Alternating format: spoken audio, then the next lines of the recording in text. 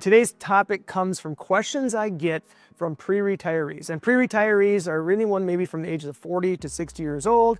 You're now getting later in your career. You're getting to maybe your higher earning years. And this one's a pretty important one to me, being this is the age I am. So myself, my friends, we're dealing with a lot of these different issues. And what I wanted to do was let's think about what maybe the 4 most important things are. So, or at least very important things and common questions I get. So first one is that you've been saving for quite a while right now, and you're just wondering, do I have too much money in my 401k, or am I tied too heavily to my business if I'm a business owner?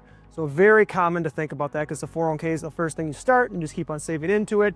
And you want to know, like, whoa, is that too much there? So that's number one. Number 2 is I've been saving. So not only my 401k, but I'm starting to save for college. I'm saving for retirement. And I'm saving for just my lifestyle. Maybe in lifestyle would be an example. If I'm going to take a big trip in a couple of years, I got to put some money aside for that. The question comes from, did I put too much money into college? Or did I put not enough money into retirement? How am I sitting in each of these things? So very common financial planning questions. Number 3, we're going from saving to now spending.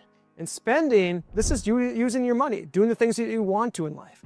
And spending, am I looking at what am I doing in the present, enjoying myself, and then am I saving enough for retirement? So to think about it, it would be, I don't want to retire with a whole bunch of money and then sacrifice everything right now. The same token, I don't want to be outliving and using every dollar of my paycheck and then be left with nothing when I'm not able to work or not wanting to work. So it's finding that right combination, very common question. And then number 4 is, I'm not going to live forever. Once you get into your 40s, you start kind of realizing is that, all right, if something were to happen to me, what's going to happen to my loved ones? How is the money going to transfer? Who's going to be taking care of people?